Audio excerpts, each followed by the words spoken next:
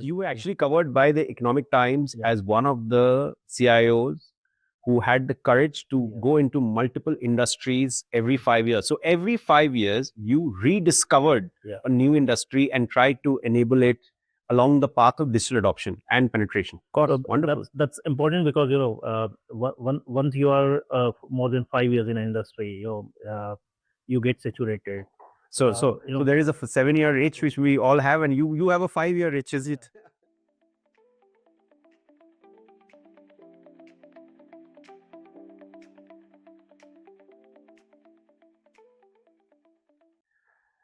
Good afternoon, good morning, good evening, in whichever part of the world you're watching this. Welcome to the next edition of the RealTech podcast. Today with us, we have Arvind Singh. Welcome on board, Arvind. Welcome to this fantastic RealTech podcast that we run on a sort of a monthly, quarterly basis, trying to highlight some of the best practices, the innovative solutions, as well as those digital thought leaders. And we're very lucky to have Arvind Singh today with us today. He is the product as well as technology head, the CIO, the CTO, the CPTO of the Puravankara group.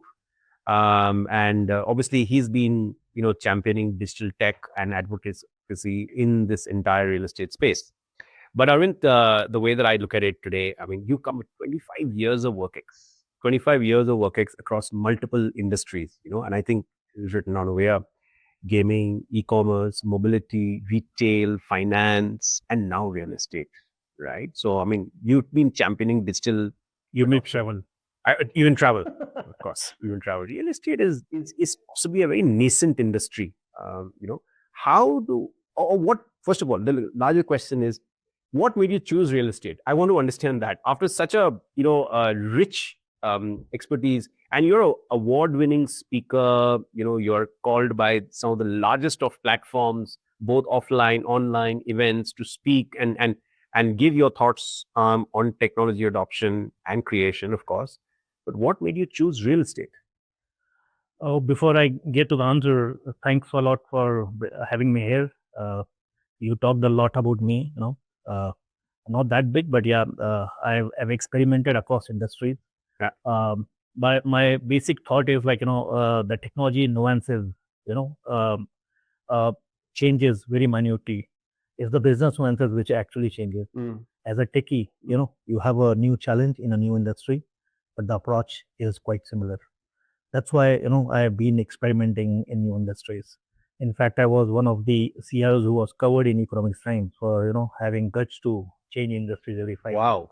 Wow. So you were actually covered by the Economic Times as one of the CIOs who had the courage to go into multiple industries every 5 years. So every 5 years, you rediscovered a new industry and tried to enable it along the path of digital adoption and penetration. Of course, wonderful. That's important because once you are more than 5 years in an industry, you get saturated. So there is a 7-year itch which we all have, and you have a 5-year itch, is it? So there should be something to pump your adrenaline. Yeah. So changing industry, pumping adrenaline, because I have to understand the industry from scratch. Yeah. So it's a challenge as well as opportunity. Wow. We have 120 techies in our company, and I just hope that none of them are listening to this, that they want to change every 5 years. But that's a tremendous amount of courage and I would say perseverance to keep looking at newer industries. And somehow I align with that thought too, given my expertise. But having said that, you asked me why real estate. Exactly. I didn't touch on that.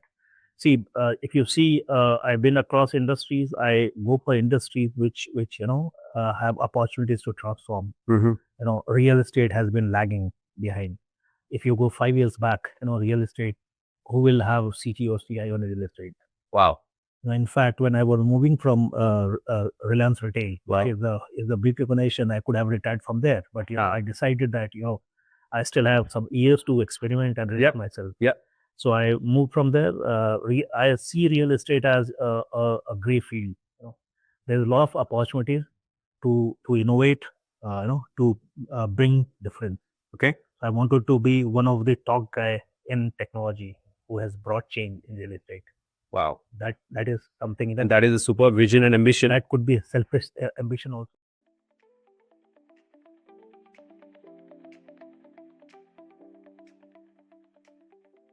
Interesting thought that you actually said that 5 years ago there was a dearth of CIOs and CTOs within the real estate sector. In fact, nobody wanted to come, Nobody. because it's difficult to justify, a CIO, CTO in real estate. What you are doing, Correct. real estate was supposed to be a brick and mortar Right. Industry. Right.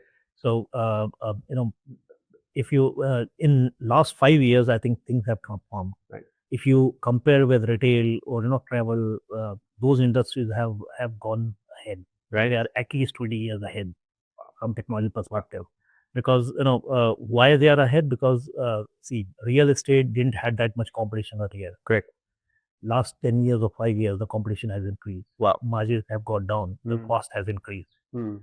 Secondly, the customer has been demanding. Nowadays, a customer will not just pay you money and sleep. Correct. And wait for 3.5 years or 5 years to Correct. get his property. Correct. He wants to see the regular the progress, regular progress. He wants to understand whether you are when you are sending a demand. Yeah. There's a real progress there. Correct. So absolutely. These are certain examples. Absolutely. So Fantastic. With Gen Z coming in. Mm. 25 years kids coming, I would say kids, because from my age perspective, they are kids, but Yeah. they coming in, they will And they are the new buyer. new buyers. Yep. And with that, actually approach of your selling changes.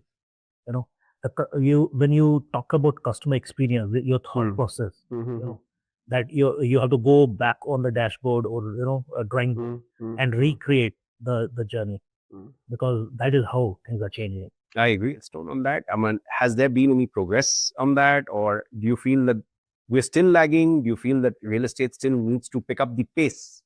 It's a great question. This industry has its own challenges. Right. So, we talked about it's a traditional industry. People have a traditional mindset. Right. So, the technology transformation doesn't happen through just technology. Right. It happens through cultural change. Right. Adoption can't happen if you bring best of the technology if people are not ready to change. Correct. So that is what I've learned, when I moved from retail. Okay. Retail is very easy. Whatever you think, you can build and you can, float it, and it gets adopted. But in real estate, you have to make sure that you are solving a real problem. You have to make sure that you have onboarded the business team, with you. You have to make sure that you have partners in crime, to make it succeed. Otherwise, it's not easy. So that is the challenge. Adoption of technology is a big challenge. But I would say, the positive part is from the top management, from board, from promoters, they have a mindset. They want to invest into technology, and the industry has realized that they can't go beyond a scale without technology. Wow. So technology in past, if you see, in traditional industries, it was not. It was just treated as support, support department. But no more, it's a support department. It's a business enabler. Wow. Because there are a lot of aspects to technology. Like, are you understanding your customer in and out? 360 degree of this. You can't have it without technology. With technology, you are able to see your what kind of expense you're doing, how is the cash flow. You can put controls over your cash flows. You will understand the real progress of the property, because you will have properties in remote areas. You don't have to visit them to actually understand the progress. That is another part. Then from customer perspective also, your horizon of selling the property goes across boundaries. Wow. With technology, geography, geography, boundary geography, because earlier, if you go back in older days, people used to visit site, then finalize. Correct. It's not a retail world where you have 100 items in the basket. Correct. The basket size, volume is high, but the size, the price is low. Correct. But in real estate, your volume is just one. Correct. With your value, the value is high, inextricable, and it's actually it is in a way emotional buy. It's a a story, a life story you are selling. So that is how it is different. Wow. Your whole approach of selling real estate Fantastic. would be different than what you sell, selling a ticket or selling any Superb. retail inventory. Superb. So we come to that part of the customer journey is very important, and what you said, and how the customer has been changing, the customer journey has been changing, and the requirement for a lot of technology to connect. But some facts I just want to discuss with you. India's prop tech market is about close to about 10 billion last year, was close to 10 billion, estimated to go up to 600 billion by 2047, right? And its contribution last year from 5% to about 12 to 15% by 2047 was the same period of the entire real estate sector. Now, given this factor, that to make this happen, there has to be mindset change. Yeah. Right. Mindset change for adoption of tech, for implementation of tech. Mindset change from what you have said was maybe 5 years ago and maybe not now, which was that real tech was seen as a support, and now it's been seen as a sort of a front end player, right? Yeah. But you also mentioned, and I can say this, I've quoted it, perhaps I heard it somewhere, you can build the best dashboards, but people still want Excel. And this is something which is, stuck with me a long time. I heard it in one of your, podcasts, and I think you said it in one of the one of the public forums. And it's really become viral, by the way. You can build the best dashboards, but still people want Excel, right? So how do you change this mindset? And you're in the trenches, you're on the field, in the zone, playing with the rest of sales, marketing, finance, all of that, right? As a property management, customer life cycle. So how did you drive this cultural / emotional mindset change to move away from existing traditional systems, legacy systems, to move into a more futuristic, future-proof? So I think to address that, you have to understand the human psychology. Why they want Excel even after having a dashboard? Yeah. Because having data in control. If you have Excel, you have control of the data. Correct. You can play around the data. Correct. You can manipulate the data. Correct. You can make different views to the data. Correct. But with dashboards, it becomes difficult.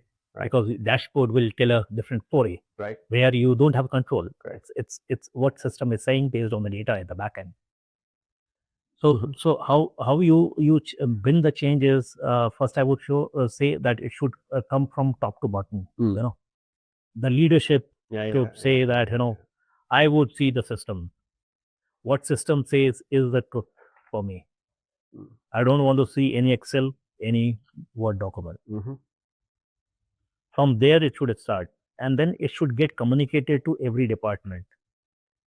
No, and second, this is about setting the expectation. Second thing is, I said onboarding the business team, the end users. So we have to make them comfortable that how this is going to change their life. They might be investing 3 hours, 4 hours, or half a day in crunching data. Correct. But if I crunch that data using IT or tech, and it's readily available, right, then we are making their life easy. Which helps in decision making, of course. If we are making their life easy, correct, first thing, Second thing is it gives you, as you said, it gives you a food for thought for decision making. So different. You can change the views, parameters, and you can see different angles to the data, which was difficult up here. That's so once you onboard them, you make them comfortable that this is going to help them to first make their life easy. Second, help them to take business decisions. Third, real-time insights. Fourth, it will help in doing predictions. Wow. So like sales, if it has done well in last 3 months, will it do well in next 3 months? Or how it will translate in coming 6 months? Right. That you can you can only work when you have the data, to have inputs from different sources, because there are different parameters which might impact your sale. Like these days, so much rain is happening. So if you have Excel, you will not consider rain. Correct. So your AI, your machine learning, everything will bring all these parameters which can impact. cost going high, supposing iron cost has gone high, Mm-hmm. how that is going to impact your property progress, your investment into the property, the budget, everything. So there is a lot of aspects you can understand when you see the data that way. Wow. So we can safely say that the changing the mindset is about CC&D, which is the entire control of data, to provide them control of data, the convenience and usage of data, and decision making, which of course will render a lot of insights, and obviously future proof the sales cycle as we progress. And fourth thing is how it is helping them to reduce the cost. Reduce costs. Maybe if you talk about sales, cost control. if I'm Very huge running a campaign, running campaigns, if I'm not understanding how the campaigns are performing, if I have campaigns running at 5 places, so I don't have one place to manage those. So it is difficult to see get the insight of what kind of cost is going in, how I can control the cost, how I can quick on the go. So that handle, that control of controlling things on the go.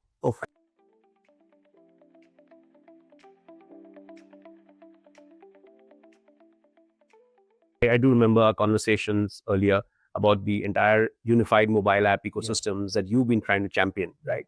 What has been the progress so far, and how have you managed to do that, and where does it lie now? I think it's critical, a unified view to the customer, because until you understand your customer, you can't have customer delight. Right.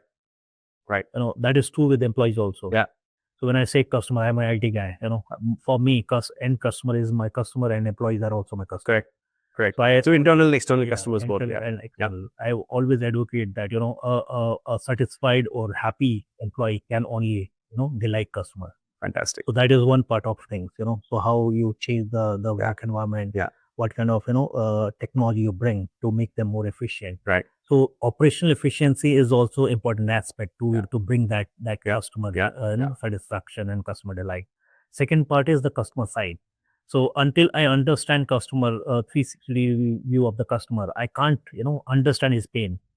I can't understand where across the purchase journey what kind of experience he had. Right. Because in real estate, it's a complex business, like you have different touch points across the journey. Correct. So customer is interacting with different touch points. So, a lot of information of customer, is left back, it doesn't get recorded. Correct. When the systems are not right. Correct. Then understanding the customer 360 view is right.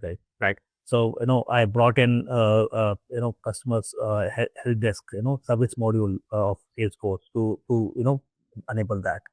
We are building, as you said, a unified customer app, because we want, I'm a strong advocate that any marketing or sales cannot, build that customer loyalty, which a great experience can build. Super. And second thing is, your customers are your, brand. Your customers are actually your partners who market you. Sure.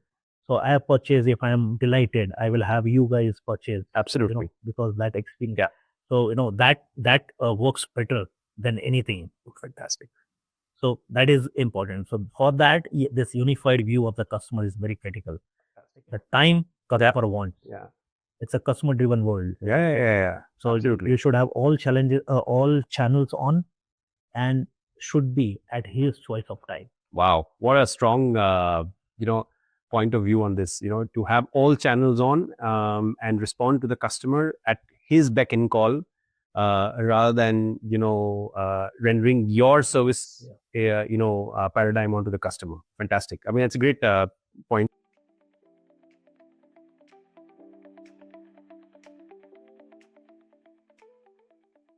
We've built the Home Pro app, and ANACITY has been at the forefront of digitization and customer journey. And we built the mobile app for Puravankara, which is on the post-possession, where Puravankara communities are using the ANACITY white labeled platform, which is of course integrated with your entire customer journey. A lot of homeowners, residents, even the property managers, the admin teams are using our tools and dashboards, whether it's on the asset management side, on the visitor management side, on the communication, maintenance of services, payments of such maintenance bills, all of that's through the same app, right? But tell me something, Arvind, what was your thought process when you looked at it? What was the DNA? What got you thinking of this app at this point of time? And why a dedicated mobile app? What problems does it solve? See, mobile app is no brainer. You would leave even your wallet or anything which you have at home or somewhere, but your mobile is always in your pocket. Okay. So when you build a mobile app, you are actually building interface which is always along with the customer. Fantastic. So that's one thing. Second thing is the real time access to information. So when you have mobile app, you don't have to go to desktop or somewhere. The experience altogether is different. So do you remember when you had purchased on Amazon website anything? No, I don't think so. I don't know. Even I don't remember. I don't remember actually. Yeah, but I do remember that I purchased something on the app day before yesterday. Yeah. So by default, you launch app. The experience of a app is very different than a website or so that is how it is. Second thing is it's more personalized experience. Right.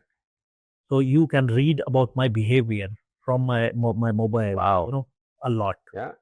So what I like, what I usually see, all those those information flow is easy when it's about mobile app. We can build my persona, better when you are stitching my mobile.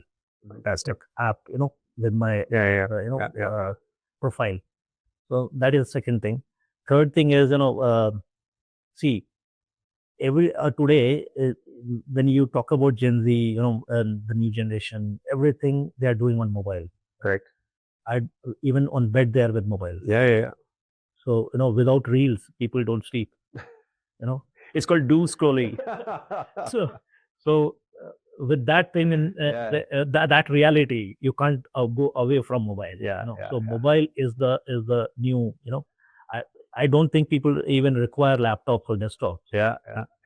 You can do everything on mobile if you have still the technology. Right? Oh, fantastic! Maybe we should look at doing some doom scrolling on the ANACITY Home Pro app. It's important about you guys is you're not doing commercial utilization of our data, which is data monetization. That is a bigger part. Fantastic. So data leakage, data monetization, was a bigger aspect where we finalize your platform. Super. Because you have a lot of competitions where you see everything apart from what you want to see. Correct. Absolutely. So I want to see demands, but I have to search around. I want to see the help desk. I want to raise the ticket. I have to search on where it is because it's lost in a lot of advertising, a lot of features which are more I would say upsell and cross sell. Or for a customer, it's a pain. It is a pain. I agree, and that's fantastic. And thank you for being such a strong endorsement for us and for ANACITY and for the Home Pro app. Yes, you're right. Data monetization is not our key, Arvind. I mean, we like to provide the best of tech possibilities and leave the monetization of the data to the owner of the data, which is, of course, you and the developer, right? And why should we monetize that data? We are very clear. I mean, that's something that we stepped away from a long time ago. We are never going to do that. And you're right, generic apps today, which are available in the market, generic community management apps, generic society management apps, they're there, they're monetizing data.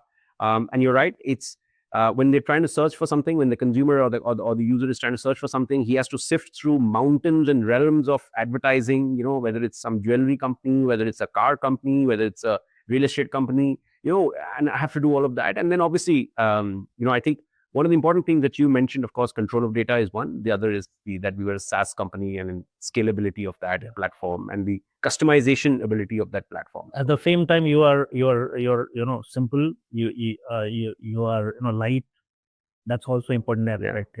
From an architecture, it should be it should be light app. It should be clean from UX perspective. Fantastic. So that way, I found ANACITY as I would always like to advocate for you guys. So I'm going to ask my marketing team to now just go overboard in talking about how light we are, how scalable we are, and how cleaner we are in our UI UX, which is great, and that's a great segue. I think that, and from service perspective also, you're getting everything on it. without bringing a lot of nuance and nonsense stuff into it. So your visitor management, your facility management, your asset management, everything is there. Perfect. So if everything is there, why to build it from scratch? Yeah, you're absolutely right. Absolutely. If I build, I might not renovate with how market is moving. Correct. But since you are into the business, you would renovate the platform the way market is moving. Absolutely. So I don't have to invest into it. I will automatically get that enhancement. And that's the benefit of a SaaS platform. So that's a huge benefit. But how are those insights that are coming in through the data of the platform being used by your property management teams? Are they using it? Are they looking at decisioning through it through the Home Pro app? That's what you're doing. I think it will help you to understand the pain areas of the customers who are onboarded on the platform. Correct. And then it will help the property management team to sort out certain things which are pain. And it will also help you to predict or see what could be the problem which can escalate. Yeah.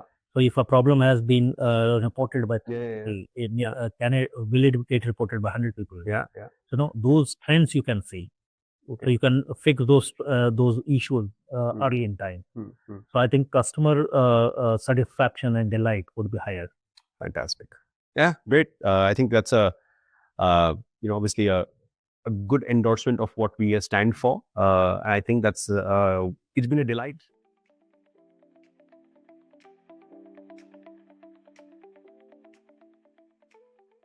Okay, I'm now going to get into a little bit of a segment, which is now just going to be a little more interesting. I'm going to ask you, what are your quick thoughts? Okay, it's more like a rapid fire kind of thing before we end up. Some quick thoughts on some of the relevant points that are coming today within real estate. And this is interesting for some of the viewers of this podcast. And they'd like to know, how does Arvind Singh feel about some of these points, right? One overrated tech buzzword. I think metaverse is the overrated thing. Is it? Yeah. What do you mean by that? It will take time, because the experience is not to the level which is real. Okay. So I think they are doing a lot of gamification things. It's not working the way. No. So you don't think that the adoption works, or is it the understanding of how it can work, or maybe consumers have not evolved as much? Yeah. Is that what it is? There are all these aspects are true. The technology is not up to that level. Right. Maybe with increasing GPUs and other things, the technology will also, meet the expectation. And then even customer adoption, will change. Yeah. So it's a very good concept. Fantastic. But when you talk about India, it will need time to adopt to that thought process. Correct. Because we still feel that something which is cooked in kitchen is healthy. So it will take time. I'm not saying that it will not come. But it is the future. Oh, fantastic. So that way, this is true. Yeah. Okay, the next one, and you got to be as honest and transparent about it. Yeah. One underappreciated technology. I think one is IoT. Okay. I think we are talking about experience. We are talking about lifestyle. Yeah. I think IoT will have a big role. Wow. So when a lot of things are happening, I would not say that it's not happening. The pace should and capturing data from sensors, understanding data from sensors, proactive, predictive, maintenance of your equipment. Fantastic. So it is in bit and pieces. It has been done in factory, in healthcare, but I think in real estate, it's not to that scale. Yeah. Real estate future perspective, I feel blockchain will be a big play. Wow. Because when all all government rules and other things will slowly change, I think blockchain will come in picture. It will help in contracting, smart contracting, and then shared holding. Like you have this office space, there could be 20 people sharing this. Tokenized. Until blockchain comes, it cannot happen. So I think blockchain will have a big role. Yeah. And third thing, I think, is smart housing. Smart housing. But smart housing is more like, if you go abroad, you will find, the construction. See, in real estate, there are three things. One is the traditional tech, like enterprise tech. Then you have RealTech. RealTech is more this metaverse, this visual walkthrough and other things. Yeah. Then you have construction tech. Construction tech is more, how you can, construct a building which doesn't bring a lot of carbon in footprint, and which is scalable, which is friendly with the environment. Like earlier, you remember the coding world when developers used to code, they didn't used to take care of any security aspects. Correct. So then it came security by default. That way, ESG should be by default. It should not just be a aspirational. It should not be checklist. Yeah, fantastic. Okay. And you're a very widely traveled man. You traveled across countries. You traveled regionally in the country. What is that one exciting real estate innovation on the tech side that you see outside of India, which you'd love to bring into India? One, I would say, is 3D construction. 3D construction. Okay. See, if you can give my house in 30 days, yeah, I would love it. Wow. So if you go to Texas, you have those bungalows which are, you can build within few days. Wow. So I think that is 3D construction. Yeah. So you have reusable, already ready-made available compartments. Correct. Which you bring and just assemble. Fantastic. So it's like do it yourself kind of thing. Can I order a house and stitch it my way? Yeah. Fantastic. Superb. Yeah, that's a great thing. I mean, if you should have it, build modular. Yeah. Obviously have preset construction techniques. That will increase the speed, and that will reduce the cost also, because it's about volume. Yeah. Obviously. And India is a market of volume anyways. Yeah. Fully agree. Okay, here's my favorite question, which is what we hear as a very favorite buzzword, which is happening, AI. What's your thought on AI in real estate? I don't think any industry will be untouched by AI. Yeah. So AI is the truth. It will impact all industries. I think there are certain areas which will have immediate impact of AI, like customer service. That is low hanging fruit where AI can bring a lot of value. Wow. But at the same time, I'm not saying that human will become absolute. See, it's as I said, we are selling a story. There is a emotional angle to it. Obviously, human touch is very important. Yeah. But how AI, technology, and human can collaborate together to bring that experience. Nice. For the end user. That's critical. Wow, that's a great segue, right? Okay, here's something on the productivity side. Do you see, and there's a lot of buzzword around this, that and with large tech organizations rationalizing their manpower, rationalizing their resources on the tech side, even consumer-driven organizations, making sure that they don't operate physical call centers anymore, and those are all now AI-driven, and bots, bits and bots, what they call them. Do you foresee AI being a huge enabler or injector to rationalization of human capital within real estate? Yes, I think it will. As I said, customer service is very, human intensive. Yeah. In any real estate company, you will see the biggest thing is the customer service team. Yeah. So AI would have a great impact there. It will actually help the customer service team, making the customer experience better. Sure. Across the clock, I should be able to address customers' concern or customer query. Sure. There, AI can play a bigger role. Sure. Human can free his time in more productive things rather than mundane work. Okay. Like sometimes as a human you might get irritated when answering same question 10 times. Yeah. Why my AI bot cannot answer that question for me? Fantastic. And I focus on more productive, correct, more generative, more engaging, experience oriented discussion, rather than just answering the question. Super. So now I'm going to ask you to put your consulting hat on, okay?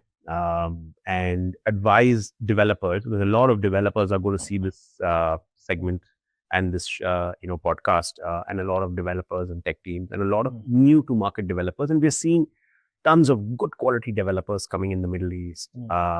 We've seen a lot of Indian developers coming across to the Middle East, coming across to Dubai, and launching newer projects, buying land, and of course a lot of existing developers over here, legacy developers, large developers, trying to scale up the entire digital ecosystem. What are the 3 things that you would advise as a developer, and then, if he needs or if they want to scale up on the digital roadmap? What are the 3 things that a new to market developer should do, or a legacy developer trying to make their mark within the digital space? I think first and foremost thing I touched on, customer centric. Okay. Customer first is the first thing which everybody should think. Okay. From top to bottom. Okay. Whichever department you are, what you are doing to make customer experience, to impact the customer experience. Okay. That's the first thing. Second thing is, technology. So technology, digital transformation or technology implementation should be, thought through. It should be a strategic, it should be a strategy rather than, doing things in bit and pieces. Okay.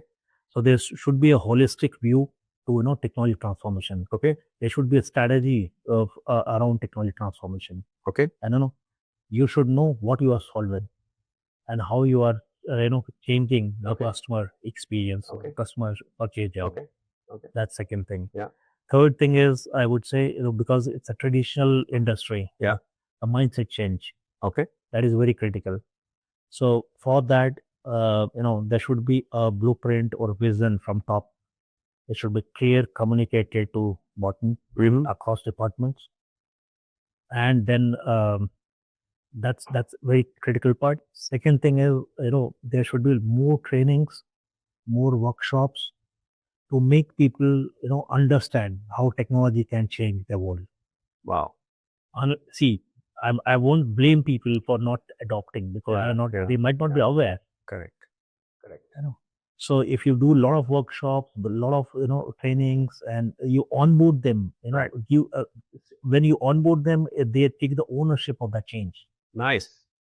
So that ownership will only come when you are onboarding them. Sure. It should not be any technology transformation should not be a CIO or CTO's. So make them more participative, involve them, get them to have a skin in the game. A skin in the game. Yeah. So there should be power users. There should be a catalyst. Wow. From across the departments. So that it's a collaborative effort. So that's 3 things that you mentioned. I'm going to repeat that for the viewer. Customer experience, think customer first. Always keep that as a sort of a holy grail. Then look at the North Star being the fact that digital transformation needs to be strategic. It should not be operating in silos, should not be fragmented, it should not be tactical. It should be thought through as a sort of a DNA throughout the organization. So that's one. The second one. The third is basically to encourage the mindset change, is to involve all stakeholders in the process of digital transformation. Have them as a skin in the game, build that culture, and build that as a sort of culture. Wonderful, great views, Arvind. I mean, I'm saying this is, knowledge at its peak. And of course, the kind of insights that you've thrown throughout this entire session, you spoke a lot about mindset. And I believe that's a process that's happening at this time. You spoke about that change, which is coming in, that change which is seen 5 years ago versus now. And that's what possibly will encourage 2047 to see that 600 billion in the prop tech industry in India, right? You also spoke about customer first, and I think that's your true North Star, and I think that's where the change will actually happen. Change it at the front, and then the back end will follow, right? But also at the same time have unified systems, right? You also spoke about ESG, and that's a very kind way to encourage it right from the blueprint of design and technology. Right, you spoke a lot about AI, and I think that there's a lot of insights on what you spoke about AI and how it's going to change the way that we look at things. And then, of course, is your advice to developers who are wanting to scale up and step into the game of digital, which is, of course, customer experience, digital transformation, strategic nature of it, and obviously the encouragement and participation across the organization and make it a culture. I think what is most liked by me was when you spoke about ANACITY and the Home Pro app and why you took it up.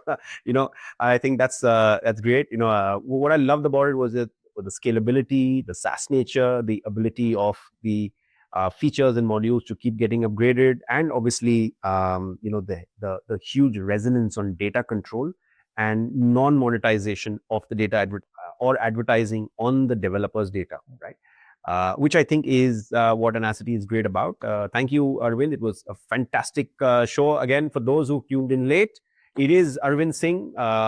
He is a doyen and a veteran within the real estate industry. He's been at play at Puravankara Group, which is his first, possible, I would say, position within the real estate industry. Adventure. Yeah. And he's having an adventure and a ball at it. And, I'm glad that ANACITY could really feature as a sort of partner for you. We're very happy to do that. We've learned a lot in the process. And thank you for that. Great to have you on the show. And hopefully we should be able to do a little bit more as we progress. Thanks a lot, Shajai. Thanks for having me. Great question. Very nicely asked. I think, I'm glad. it is more a collaborative, discussion. Fantastic. I liked it. Good. Great. Thank you. Appreciate it, Arvind. Thank you for having me on the show.